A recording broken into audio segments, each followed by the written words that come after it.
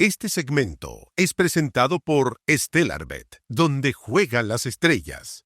El acuerdo del alto al fuego entre Irán y Estados Unidos ha capturado la atención internacional y más aún porque durante esta jornada se supo que Irán volvió a cerrar el estrecho de Hormuz tras el ataque de Israel contra Hezbollah. Sobre eso y muchas cosas más vamos a conversar con nuestro entrevistado, la posición en que queda cada país involucrados, y para eso estamos con el académico de la Universidad de Chile y analista internacional Gilberto Aranda. Gilberto, ¿cómo estás? Hola, muy buenas tardes. Qué placer estar con ustedes en turno. Qué bueno que está aquí para conversar sobre tantas cosas con lo que se conoce hasta ahora. ¿Qué tan sólido le parece entonces este alto al fuego que ya supimos durante esta jornada que se puso en entredicho, pero quedan muchas cosas por seguir analizando? ¿Qué probabilidades reales hay entonces que esta pseudopaz se pueda mantener? Sí, tal como usted lo ha descrito, es un acuerdo precario, es muy frágil, donde quienes lo abrazan lo hacen desde un ánimo triunfalista, tratándose de mostrar como vencedores. Es difícil en una guerra que haya vencedores totales, hay muchos muertos y heridos y por lo tanto eso es muy complejo. En cualquier caso, tal como usted lo ha dicho, siempre se supo que el ángulo complejo iba a ser el Líbano, porque Israel se apresuró a decir que cesaba sus ataques sobre Irán, pero que el Líbano no entraba a esta ecuación. Israel está llevando una campaña en el sur del Líbano y hasta Beirut con bombardeos sucesivos y desplazamiento de 1 millón de personas hacia el norte. Lo que en otras palabras significa que siempre se supo que esto iba a ser complejo. Las ¿Y por últimas qué el Líbano es informaciones que clave? usted nos cuenta es que el estrecho de Hormuz se habría nuevamente bloqueado. Probablemente esto es una noticia en desarrollo, tenemos que mirarla con detención al respecto a si Estados Unidos tiene la voluntad y también la capacidad, además de poder presionar a su aliado para lograr esta tregua que, bueno, Irán la solicitó entre sus 10 puntos como completa, no solamente respecto al teatro de operaciones de Irán, sino que también al área, incluyendo el Líbano. ¿Y por qué el Líbano es clave para entender todo este conflicto? A ver, yo diría que más que clave es uno de los elementos intervinientes, porque estamos hablando de un foco principal que se inicia el 28 eh, de febrero último, cuando Estados Unidos e Israel atacan a la plana mayor política militar religiosa de Irán, pero rápidamente hay una escalada donde el foco se amplía. Tenemos operaciones en Chipre con lo que es aviones no tripulados, drones, y por otra parte con acciones hasta Diego García en el Índico. Es muy amplio y los aliados de Irán, proxies, también actuando. Me estoy refiriendo a los Houthis en Yemen, a las milicias proiranias en Irak y particularmente a Hezbollah, que es el partido chií del Líbano que apoyó la campaña también de defensa de Irán, haciendo lo suyo hacia el norte de Israel, es decir, atacando Israel. Israel ya ha tenido 4 operaciones previas, invasiones sobre el Líbano, eh, comenzando por la operación Paz para Galilea de mediados de los 80, eh, y desde luego ni una de estas operaciones ha logrado neutralizar el poderío de la milicia Hezbollah. Es una situación muy compleja. Y olvidé decir, también parte de esto ha sido la represalia de Irán en el área que ha tocado, ha alcanzado los países árabes del Golfo Pérsico, donde Estados Unidos alberga sus bases militares y que han sido también tocados por este fuego por doquier. ¿En qué pie queda Donald Trump? Ahora, durante esta jornada también se conoció un reportaje del The New York Times que se decía que el 11 de febrero Netanyahu fue a la Casa Blanca donde se reunió con Donald Trump y le dijo, le expresó la necesidad de atacar Irán y que era muy probable que el régimen cayera y que Irán no opusiera tanta resistencia. Pareciera que Netanyahu se equivocó en esta evaluación y deja a Donald Trump en un escenario bastante complejo. ¿Cuál es su parecer al respecto? Bueno, desde luego decir que si solamente me remito a las informaciones de estas últimas 24 horas, tenemos un presidente Trump exultante y con mucho que de alguna manera mucho adjetivo, donde trata de disfrazar lo que ha ocurrido como un triunfo de Estados Unidos luego de las operaciones militares que se llevan a cabo. Su ministro de Guerra, Hedget, ha dicho lo mismo, etcétera, pero claramente hay que ser muy, muy, muy nítido en esto. Estados Unidos lo único que ha logrado es la reapertura, ya usted nos informa, rebloqueada de Hormuz, algo que existía antes de la guerra. Por lo tanto, eso existía preguerra. Todos los otros objetivos, cambio de régimen, no hubo, más bien se endureció, pasando desde los ayatolás a la Guardia Revolucionaria como centro gravitacional en Irán del poder de la República Islámica. Dos, el enriquecimiento de uranio, pues lo que queda ha reconocido que está intacto bajo tierra, y el programa de misiles pues amenazó a los países del área. Así que poco logrado, y desde luego las noticias que usted nos menciona de esta reunión el 11 de febrero habla de cómo un premier israelí trató durante casi 30 años de convencer a un presidente de Estados Unidos de emprender una campaña de estas características. Pasó por Clinton, pasó por Bush hijo, pasó por Obama, pasó por Trump uno y pasó por Biden.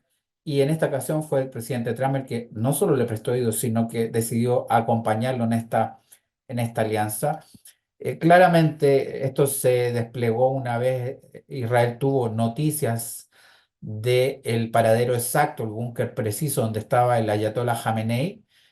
Sin embargo, y Estados Unidos también, podríamos decir, exultante por su exitosa campaña militarmente, me refiero políticamente de otra cosa, sobre Venezuela, se pensó que podía haber un cambio de régimen. Eso no ha ocurrido, ha cambiado en sentido opuesto. Va a tratar de disfrazarse y decirse que no, que es un nuevo régimen. No lo es, más bien se ha fortalecido el régimen de la República Islámica, y claramente creo que esta es una señal también del grado de incidencia que tiene Israel sobre particularmente esta administración. Siempre lo ha tenido, no quiero decirles acá que no, siempre ha tenido, hay un lazo histórico, pero esta vez ha llevado hasta un punto donde Estados Unidos de alguna manera confundió sus intereses con los de Israel plenamente, y esto hace que hoy día está en una situación de empantanamiento frente a la cual intenta salir de alguna manera aceptando un plan de 10 puntos que es la contraoferta iraní.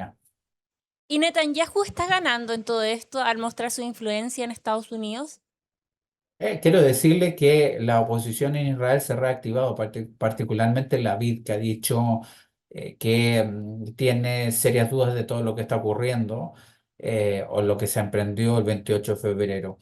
Pero claramente yo creo que lo que quisiera decir es que eh, Israel tiene, por supuesto, una amenaza existencial frente a Irán y viceversa, Irán frente a Israel, y que está dispuesta, al parecer, a seguir más allá de que Estados Unidos se desentienda de esta guerra.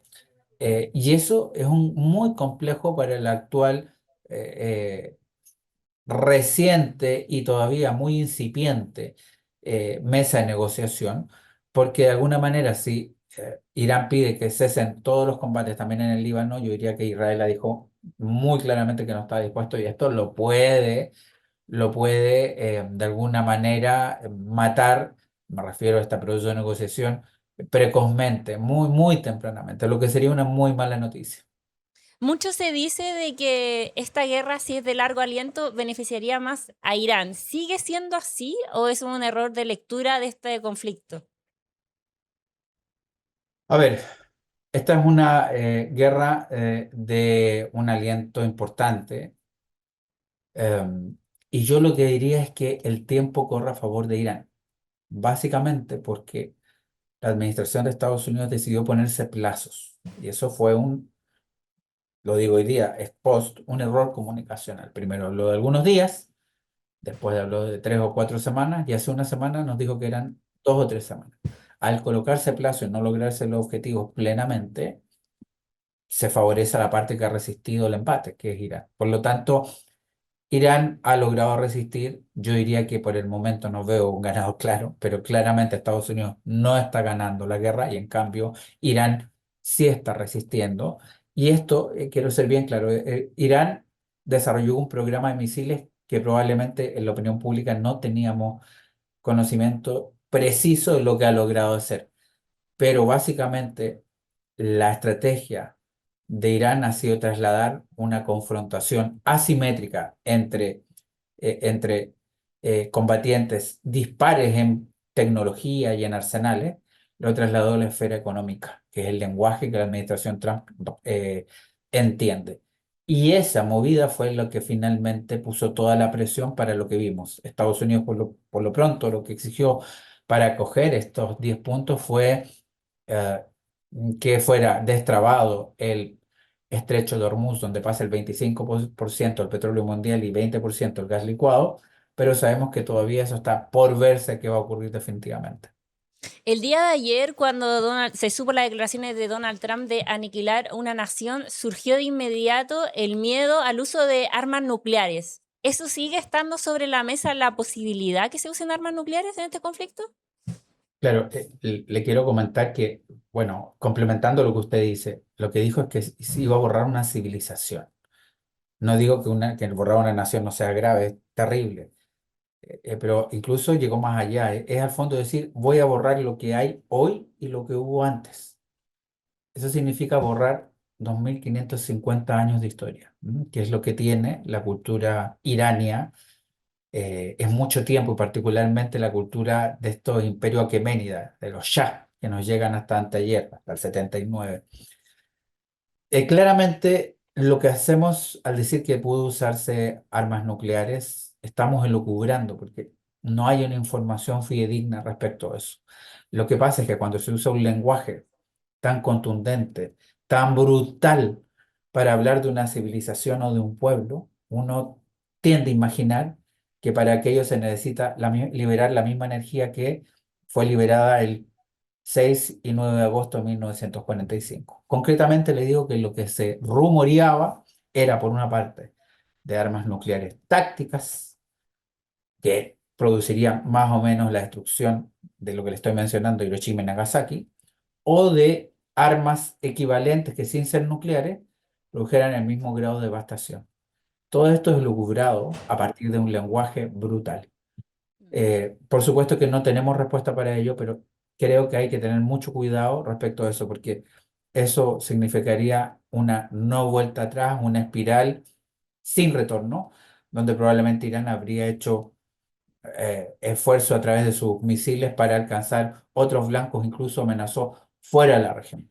Yo celebro que se haya llegado a este inicio de negociaciones, pero también tengo que ser muy responsable y decir que esto es muy frágil, muy precario, pero espero que salga bien. Además, agregarle, la presión a Irán probablemente también estuvo China, que sin mostrarnos una actuación tan visible, pues estuvo ahí animando y presionando a Irán para que de alguna manera entrara en este proceso de negociación.